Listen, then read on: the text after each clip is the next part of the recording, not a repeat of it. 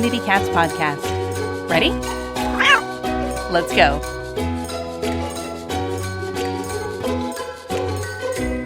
Hello, and welcome to the Community Cats podcast. I'm your guest host, Lisa Finkel, and that means that it's time for another episode of Ask Stacy.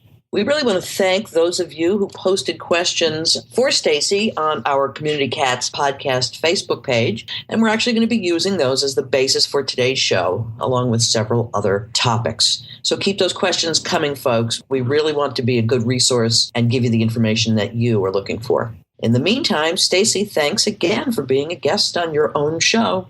Lisa, thanks again for joining me. Happy to do it. I know that on the website, you have a little video that talks about how you got started in rescue, but I wonder for those people who haven't had a chance to watch that yet, tell us about how you got started. Sometimes you say it always starts with one cat. Is that how it started for you? Well, I've always had cats in my life. I grew up with a cat, a very grumpy, always thought to be old cat because she was like 7 years old when I was born. So I learned how to deal with, I guess you would say, the aggressive, grumpy cat from a very early age.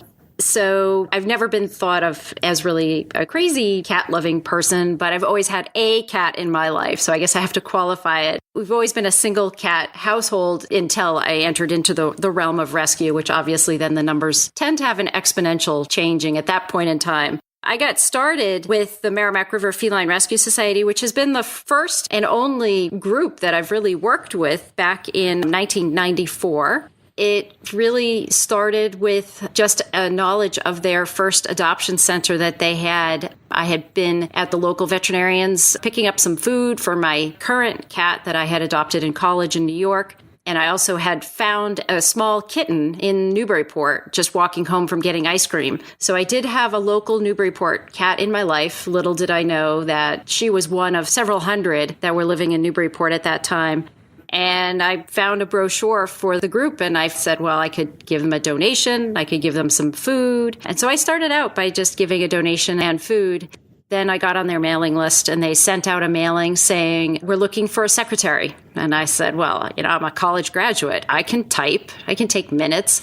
And so I put my name in the hat. I sent my resume in with a cover letter. I was working in real estate at that time. So the board was interested in talking with me and they met with me and I became the secretary at that point in time. I also had gone up into our adoption center in 1994, which was brand new, and they were just still trying to finish building it out with cages and stuff.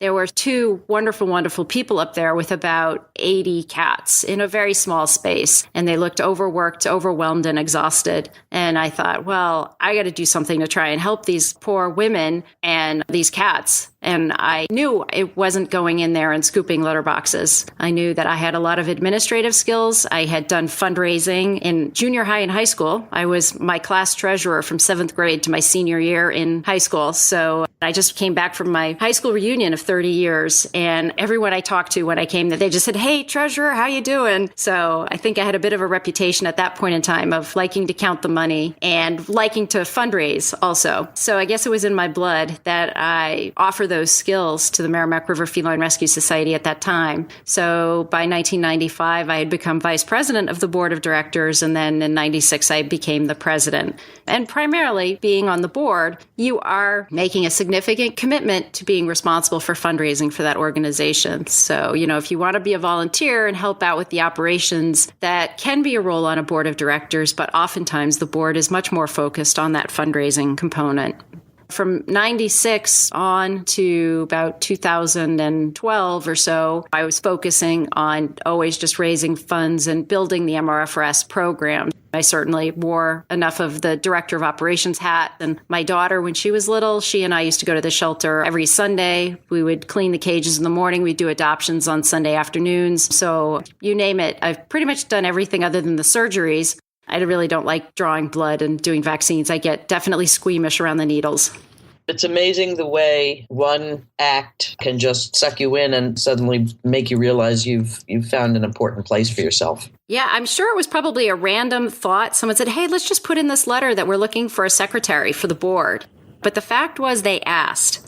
That's the important part, is they reached out to everyone that they knew to ask to fill this position. And a lot of people, when they think about board recruitment, they think of it as being a very small, focused effort. And what they did was they just threw it out there, threw it against the wall to see where it hit. And it was really very, very successful. So I always feel like when you're looking to recruit, you recruit everywhere and all of the time. That's a great piece of advice. You really never know where your next great director or volunteer is coming from.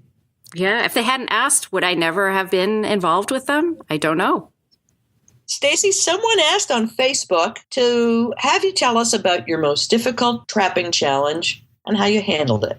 Yeah, so this is a good story. It happened in the late 90s. It was a feral cat colony that was in Salisbury. It was one that we hadn't done anything with, but yet the state had determined that there was an injured raccoon that had died and it tested positive for rabies. So there was a colony of about 30 cats that had all been living in the same shed with this raccoon. In Massachusetts, we have a very strict rabies quarantine law, which is that if there are cats without a current rabies vaccine or proof of a current rabies vaccine, they must be quarantined for 6 months if they have a wound or known exposure. This was known exposure. So that meant that these 30 cats needed to be quarantined for 6 months. Now, the state could have required that we trap those cats and euthanize them, but through some negotiations, and I will thank the state for allowing us to do 6-month quarantine with these cats, that's what they allowed us to do. So when we trapped these cats, there were obviously a lot of kittens as well as adults. About half of them tested positive for feline leukemia, and then the other half tested negative. So not only did we have to find a location to quarantine these cats for 6 months, but we had to find 2 locations because half of them were positive for feline leukemia and the other half were negative. So we took our sick room in our shelter and we quarantined the negative cats there. And then actually one of our founders had a renovated basement with multiple cages in the basement. And she took the other 15 and quarantined them there. So she obviously used to be a great foster home for us, and that tied her up as a foster home for 6 months. And then our shelter was very limited because what was our rabies quarantine room, which was a much smaller room, became our sick room. And then the larger sick room became our rabies quarantine room, and we had those cats for 6 months. The upshot of the story is that we had those cats for 6 months, and they all socialized greatly, and they were all available for adoption. And we had 6 months to find homes for these cats. And so we were able to place all of those cats relatively quickly from their release date. But it was a huge challenge and stress on the organization. And obviously the trapping didn't happen in 24 hours. We had to have a lot of trappers there, very active. Luckily, the caretaker there was very supportive, and she was a participant in all the trapping too. We got that colony fully removed. She did over the years have more cats move in. We either brought them in and had them put up for adoption, or we TNR'd them later on. But this was obviously post-exposure to anything.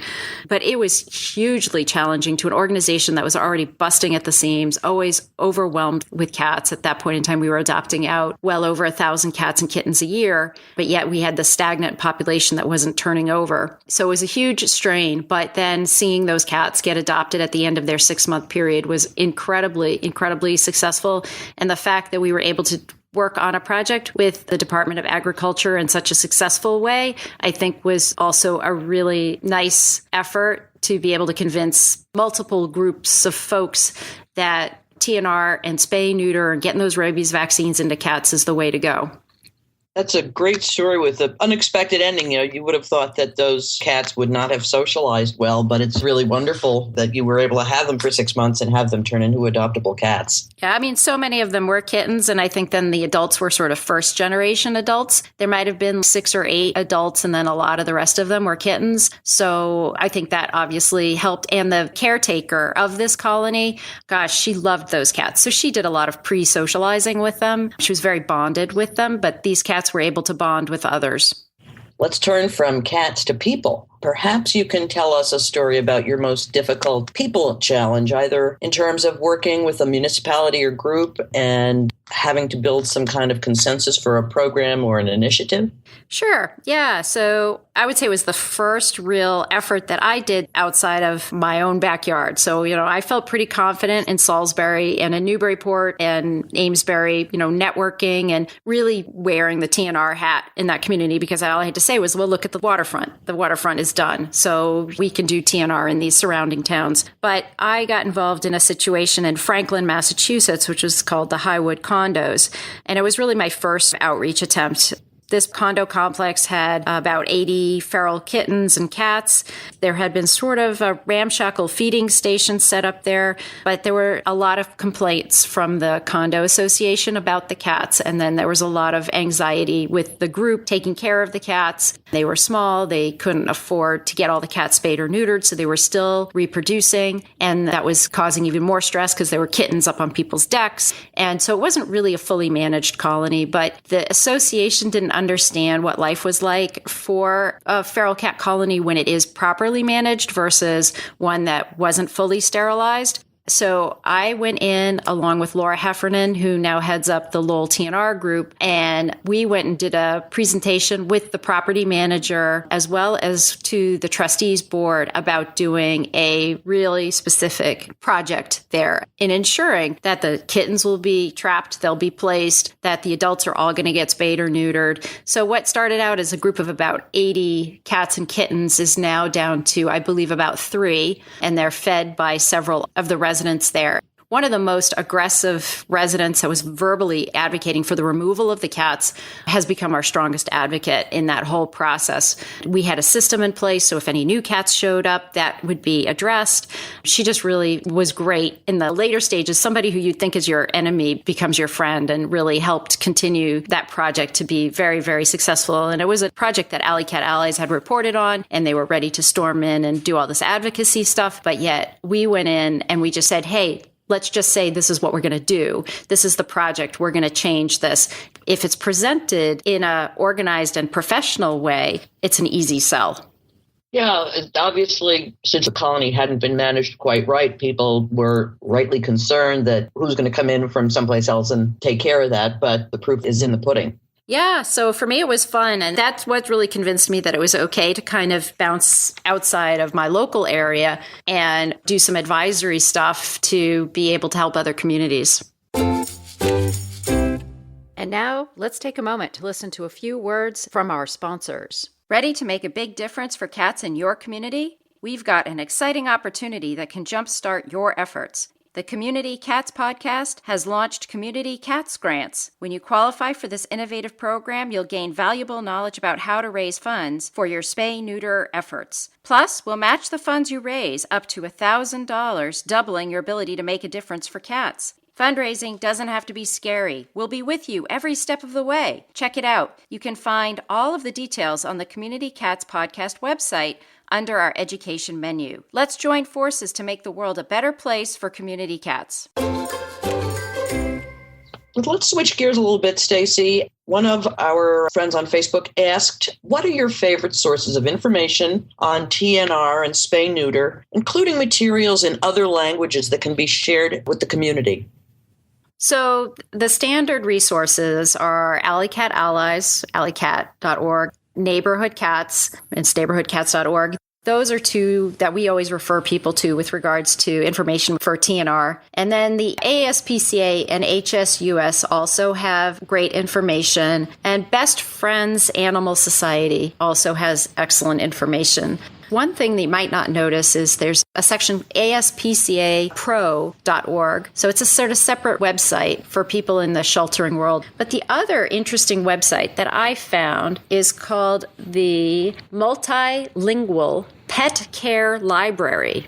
And that's got a whole listing of all the Spanish and other language translations from a wide range of different websites. So they could be from a smaller group that just happens to need a translation from a local area, So it includes some of the larger players like HSUS and Best Friends, but yet then there's also some smaller organizations. There's a couple of things from Texas in there. It's not the prettiest website, but it's a great listing of different information. So I'd highly recommend that folks check out the Multilingual Pet Care Library, and you just Google it and it'll come right up.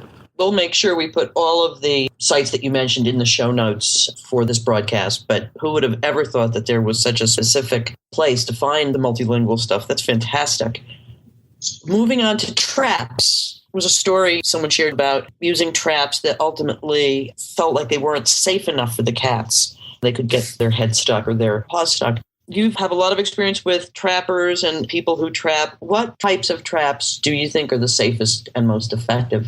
So I'm going to just be short and sweet on this one. The true catch traps. Those are the ones that have the quiet door that comes down. They're the brown traps I recommend that everybody use. I'm not a fan of traps that slam down that can potentially get somebody's paw or tail or that kind of thing. I like the true catch traps and the transfer cages. And I also would encourage any trapper out there to invest in a drop trap, because I think that that can make your trapping a lot more time efficient, because you're able to be pretty selective about who you're trapping, and you can also trap multiple cats at one time.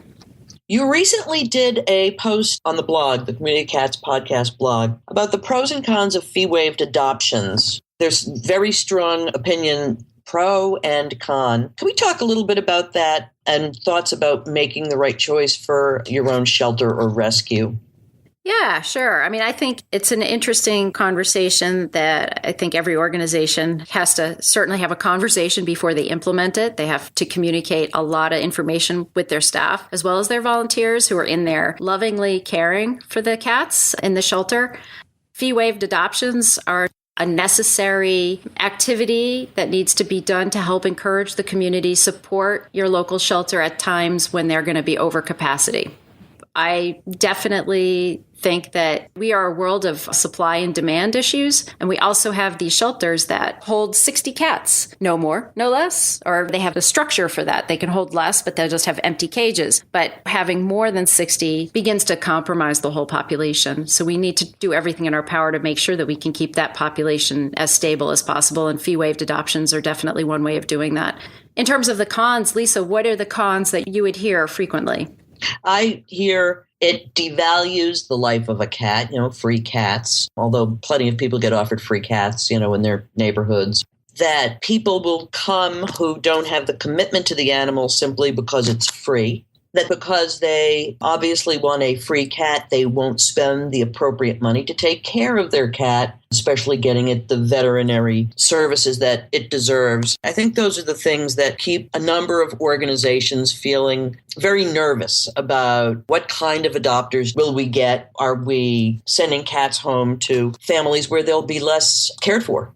Yeah, and the one thing I want to stress is that the fact is it's still an adoption. And the thing that as organizations we need to look at is these adoptions are relationship creators. So we're not adopting out the cat today and then that's done and the door closes. We're now creating this relationship with this family or with this individual. So I even think about with the Merrimack River Feline Rescue Society, we adopt out our FELUC positive cats for free. They're fee waived. But yet we develop a relationship with these people. And so there's this back and forth that needs to continually happen with our family. I used to call it the MRFRS family. Once you adopt from us, you're part of that family. And if there's ever any issue, any concerns, obviously we take the cat back. Organizations need to create that mentality. And the fee waived part of it is such a small part of that whole adoption relationship that it really, I think, discounts a lot of those cons that might be out there. I do think it's very helpful if there is grant money behind a fee-waived event. So say your normal adoption fee is $100. If a grant covers that adoption fee, I think that does become more motivating because revenues in adoption programs is pretty significant to focus that people have. So I just think people are coming into these events because they're there to help your shelter. They're also there to adopt a companion, but there's multiple levels of attachment there too.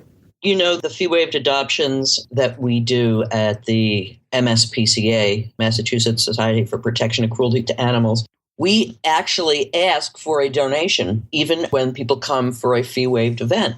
gives them a little skin in the game, and we always get them. Something about fee waived, it just almost gives people the impetus to come in and make that adoption that day. It's a call to action.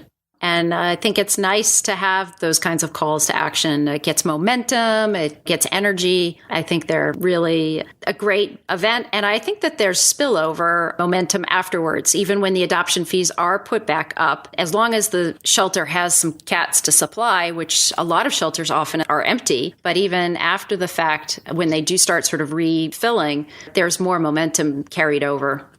You recently made an announcement about a pretty exciting new program called Community Cat Grants that will be funded with the profits of the podcast. So if you could just tell our listeners a little bit about how these grants are going to work. Yeah, so the Community Cat Grants have been launched. So you can find them on our website at www.community-cats.com/community-cats-grants/ or you can just look under the education bar and you'll find the header there and you can just click on it. So the way that this works is we prioritize grassroots organizations first, but then other 501c3 nonprofits can be eligible. But if there's a grassroots TNR organization out there, a community cats organization out there with revenues under $60,000 a year, what we do is we encourage them to start a new type of fundraising initiative. There would be advice and mentoring given by me to help you raise up to $1,000. You can certainly raise over that. And then there would be grant funding that would match that $1,000 so that then your spay-neuter money would be leveraged to over $2,000. So it's a way for a smaller group to start thinking about fundraising, learn how to do it, and then get matching funds to be able to leverage it even higher. One goal was to make the application as simple as possible so that it's not going to take you a week and a half to do the application. And also applicants are told whether their application is approved or not within 30 days. So we want to be timely with the applicants too. It's easy peasy. I recommend that you check it out. And I hope we'll have lots of groups coming in and taking advantage of this opportunity. We do have limited funds, but I think we have enough to cover this year. That's terrific. The power of those matching funds for some of these small organizations is going to make a huge difference in their communities. I certainly hope so. Fundraising is a very powerful tool. I mean, money does make the world go round. So the more we have, the more we're going to be able to do. Stacy, this is great. Thank you so much for being on today. Again, we'd love to have more questions for Stacy for our next interview. Put them on our Facebook page. And Stacy, thanks again. I'm sure you're going to probably go back now to recording even more podcasts. Well, Lisa, thanks again. It's always a pleasure to chat with you. Thanks for listening to the Community Cats podcast. If you could go to iTunes and review the show, we'd really appreciate it. When you do, take a screenshot of your review, go to communitycatspodcast.com/review and enter your information and we'll send you a t-shirt. While you're there, don't forget to check out all the ways you can support the content you're passionate about. Thanks, everyone.